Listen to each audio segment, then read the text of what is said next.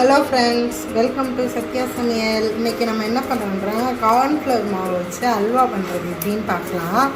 So அதுக்காக நான் cornflour மாவு எடுத்துருக்கேன். அதை இப்போ நான் குக் பண்ணிவிட்டு இந்த டம்ளருக்கு இந்த மாவு வந்து எத்தனை டம்ளர் வருது அப்படின்னு சொல்லிட்டு பார்க்க போகிறேன். என்னோடய டம்ளர் சைஸ் இதுதான். ஸோ இதுக்கு இந்த டம்ளருக்கு நம்ம அளவு எத்தனை வருதுன்னு பார்த்துக்கலாம். ஆக்சுவலாக இது வந்து 500 கிராம் பாக்கெட்டு. ஸோ இது எத்தனை டம்ளர் வருதுன்னு பார்க்கலாம்.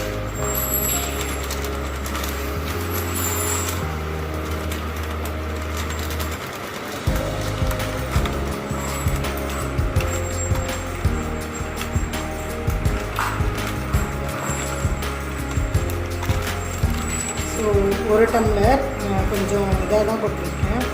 ஸோ இன்னொரு டம்ளர் நான் வந்து ஒரு 2 டம்ளரில் பண்ணலாம்னு நினைக்கிறேன். இது ஜாஸ்தியாக தான் இருக்குது.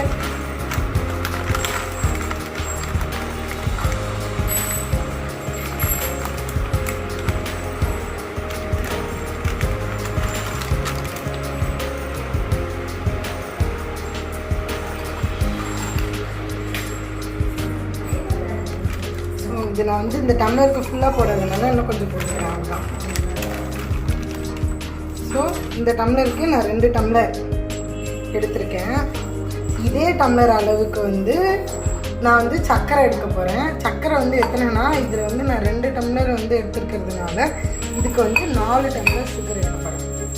சுகரை வந்து எதில் எடுத்துக்க போகிறேன்னா நம்ம பண்ண போகிற பாத்திரத்தில் எடுத்துக்கலாம். நான் வந்து இப்போ இன்றைக்கி வந்து இந்த வடச்சட்டியில் தான் பண்ண போகிறேன். அதனால் இந்த இதில் எடுத்துக்கிறேன்.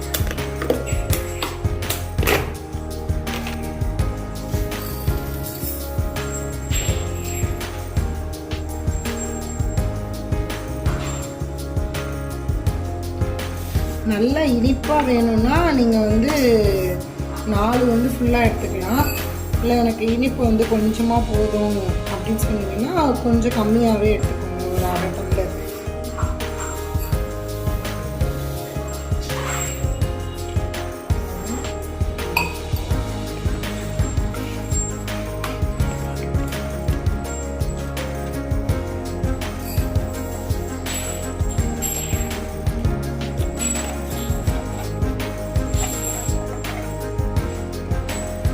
இப்போ வந்து நான் வந்து 4 சொன்னேன்ல, நான் கொஞ்சம் கம்மியாக தான் எடுத்துருக்கேன். ஏன்னா எனக்கு வந்து கொஞ்சம் சுகர் கம்மியாக இருந்தால் ஓகே தான்.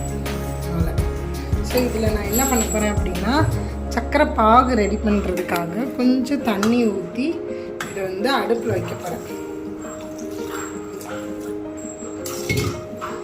சர்க்கரை முங்குற அளவுக்கு மட்டும் தண்ணி ஊற்றிருக்கேன்.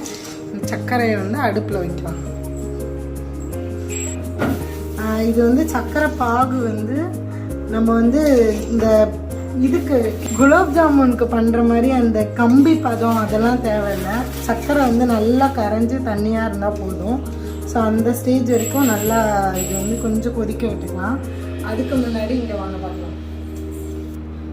கார்ன்ஃப்ளவர் மாவு எடுத்து வச்சுருக்கோம்ல, இந்த கார்ன்ஃப்ளவர் மாவை வந்து நல்லா தண்ணியாக பால் மாதிரி கரைச்சிக்கலாம். பாருங்க, சர்க்கரை வந்து எவ்வளோ போட்டோமோ அது நல்லா தண்ணியாக பாகு மாதிரி வந்துச்சு.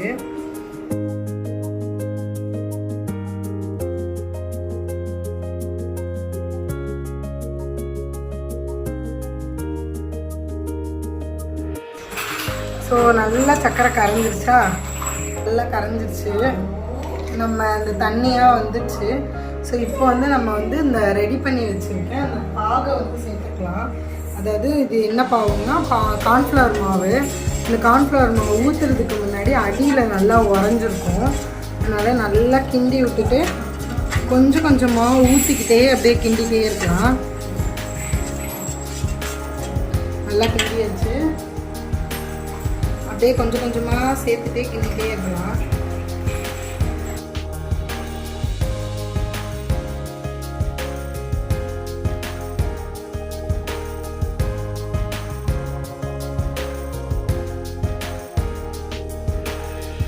கொஞ்ச நேரத்துலேயே பாருங்கள், இப்போ நம்ம ஊற்றுனதும் அது எவ்வளோ திக்காக இருக்கும்னு. அப்படியே நல்லா திக்கான கன்சிஸ்டன்சி வந்துடும்.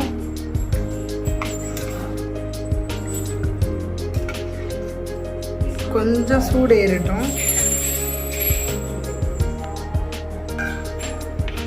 இந்த பாருங்கள், அது கொஞ்சம் கொஞ்சமாக அந்த நம்ம பால் ஊற்றணும்ல கார்ன்ஃப்ளவர் மாவு, அது வந்து எப்படி கட்டி ஆகுது பாருங்கள். அப்படியே நல்லா கிண்டிகிட்டே இருக்கணும். கிண்டிகிட்டே இருக்க கட்டி ஆகிட்டே இருக்கும் கொஞ்சம் கொஞ்சமாக வந்து. எனக்கு எவ்வளோ கட்டியாக இருக்குது பாருங்கள். அப்படியே உள்ளேருந்து மேலே மிதக்கிறது தெரியுது பாருங்கள். அந்த கார்ன்ஃப்ளவர் மாவு ஃபுல்லாக சக்கரை பாகோடு சேர்றதுனால அப்படி கட்டி ஆகுது. ஸோ இது நல்லா கிண்டிகிட்டே இருக்கலாம் பாருங்கள். நல்லா சூடு ஏற ஏற அப்படியே அல்வா வந்து எவ்வளோ கட்டியாக ஆகுது பாருங்கள்.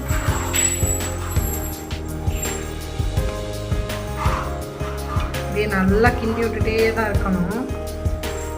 கிண்ட தான் கட்டியாகும். எவ்வளோ திக்காக ஆகுதுன்னு அப்படியே கார்ன்ஃப்ளவர் மாவு குறைஞ்சி கட்டியாகி அப்படியே திக்கான கன்சிஸ்டன்சியில் வச்சுக்கணும். கிண்டவே முடியாத அளவுக்கு கட்டியாக வருது.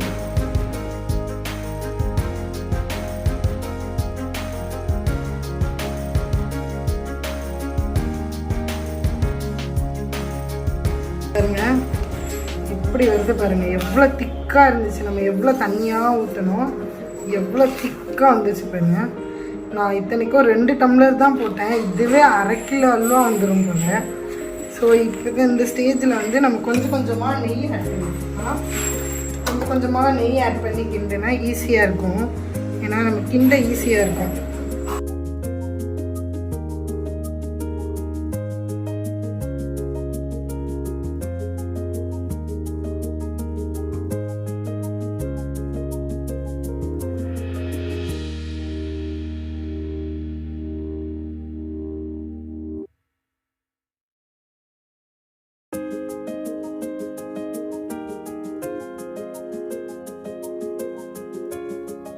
இது பாருங்கள், நெய் ஊற்றுனதுனால தான் கொஞ்சம் கிண்டுறதுக்கு வருது.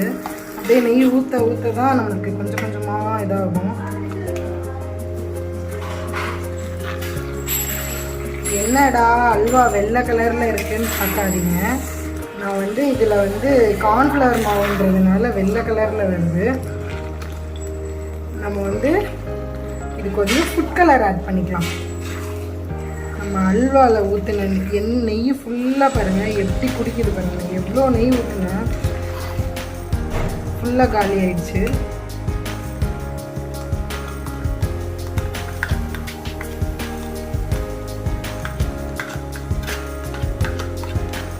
இதில் வந்து நெய் தான் ஊற்றணும் அப்படின்றது வந்து கிடையாது. நம்ம வந்து நல்லெண்ணெய் ஊற்றி கூட பண்ணலாம். நல்லெண்ணெய் ஊற்றி பண்ணிங்கன்னா அது ஒரு டேஸ்ட்டாக இருக்கும். நெய் ஊற்றி பண்ணிங்கன்னா அது ஒரு டேஸ்ட்டாக இருக்கும்.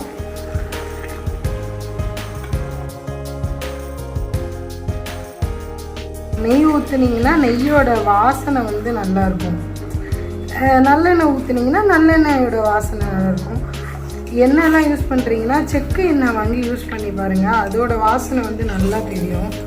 இந்த கடையில் உள்ள எண்ணெயை விட செக்கு எண்ணெய் வந்து நல்லா வாசனை இருக்கும் பாருங்கள். ஊற்றின நெய்யெல்லாம் எங்கே போச்சுன்னே தெரியல.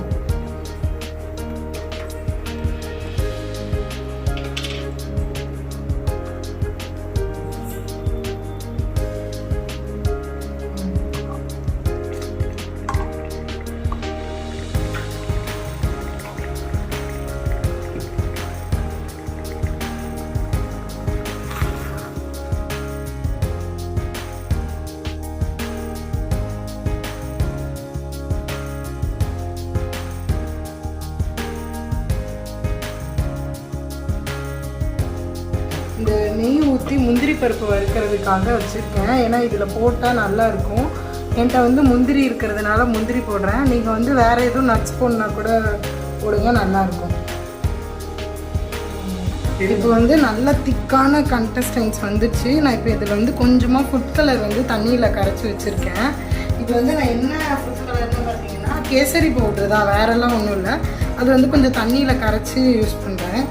நீங்கள் வந்து நான் வந்து லெமன் ஃப்ளேவர் எடுத்திருக்கேன். நீங்கள் வந்து என்ன ஃப்ளேவர், ஆரஞ்சு ரெட்டு எதுனாலும் யூஸ் பண்ணிக்கலாம். நான் இன்றைக்கி வந்து எல்லோ கலரில் பண்ணலாம் அப்படி சொல்லிட்டு எடுத்திருக்கேன்.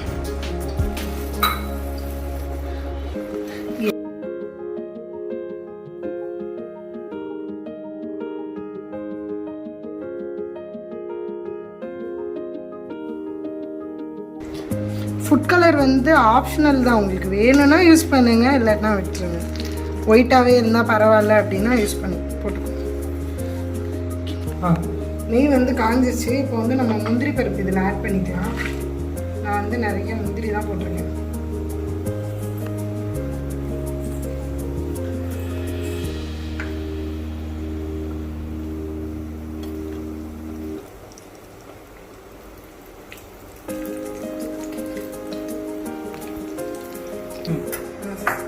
இது வந்து பார்த்திங்கன்னா நல்லா ஆயில் வந்து ஓவராலாம் பாருங்கள் நல்லா பிரிஞ்சு வர்றது நல்லா தெரியுது. ஸோ இதை வந்து நம்ம இப்போ வந்து என்ன பண்ணலாம் அப்படின்னா, நம்ம வந்து ரெடி பண்ணி வச்சுருக்க முந்திரியை வந்து இதில் கொட்டிடலாம். முந்திரி வந்து நல்லா பொன்னிறமாக வச்சா போதும். ஸோ அப்படி வறுத்ததுக்கப்புறம் நம்ம இதில் உள்ள சேர்த்து நல்லா மிக்ஸ் பண்ணிக்கலாம். என்னால் வந்து ரொம்ப ஸ்ட்ராங்காக இருக்கிறதுனால கிண்ட முடியல. அதனால என்னோடய ஹஸ்பண்ட் வந்து கிண்டிகிட்டு இருக்காங்க. ஸோ நான் வீடியோ எடுத்துகிட்ருக்கேன். ஸோ இதே மாதிரி யாராவது உங்கள் வீட்டில் உங்கள் ஹஸ்பண்ட்ஸ் இருந்தாங்கன்னா அவங்கள கிட்ட சொல்லுங்க. நீங்கள் பண்ணுறப்போ என்ன ரொம்ப டைட்டாக இருக்குது, கண்டிப்பாக நம்மளால் கிட்ட முடியாது. ஸோ அவங்களால கொஞ்சம் ஈஸியாக கிட்ட முடியும். ப்ளஸ் பாத்திரம் வேறு எங்ககிட்ட வந்து கொஞ்சம் சின்னதாக இருந்ததுனால வந்து என்னால் வேறு மேனேஜ் பண்ண முடியல. ஸோ நல்லா கிண்டி எண்ணெய் பிரிஞ்சு நல்லா வந்துடுச்சு. ஸோ வந்து இப்போ வந்து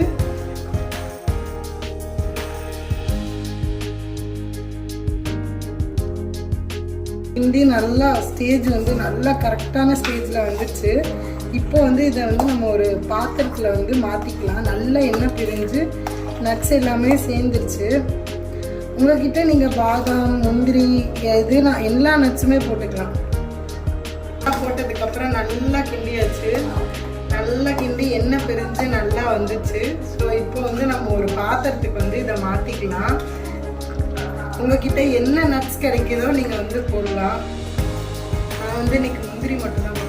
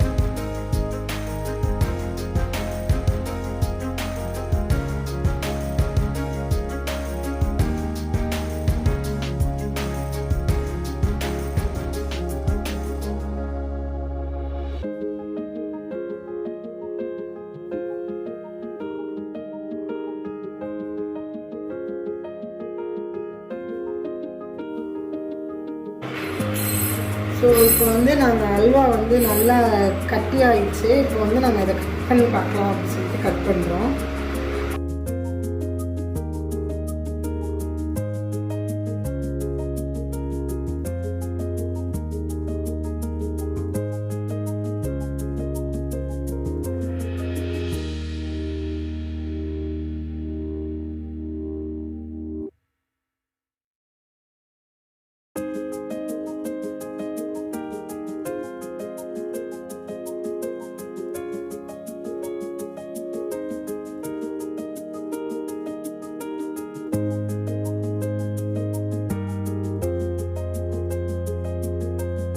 கட் பண்ணுறதுக்கே நல்லா சாஃப்டியாக தான் இருக்குது. கத்தி வைக்கிறதே தெரியல, ரொம்ப அழுத்தவும் தேவையில்லை. அந்த நட்ஸ் இருக்கிற இடத்துல மட்டும்தான் கத்தி கொஞ்சம் இடிக்குது. மற்றபடி நல்லா சாஃப்டாக கட் பண்ணி வருது.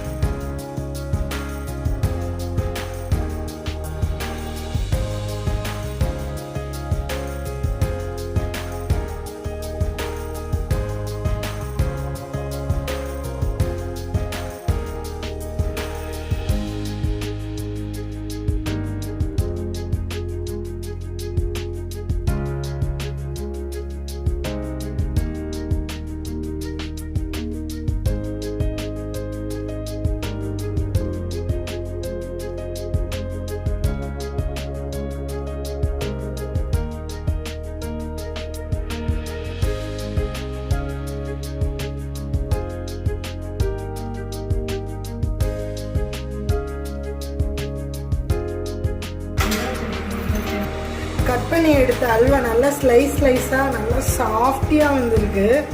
ஸோ இதை வந்து இப்போ என்னோடய ஹஸ்பண்டோ எங்கள் அத்தையும் சாப்பிட்டு பார்த்துட்டு எப்படி இருக்குன்னு சொல்லுவாங்க. வாங்க பார்க்கலாம்.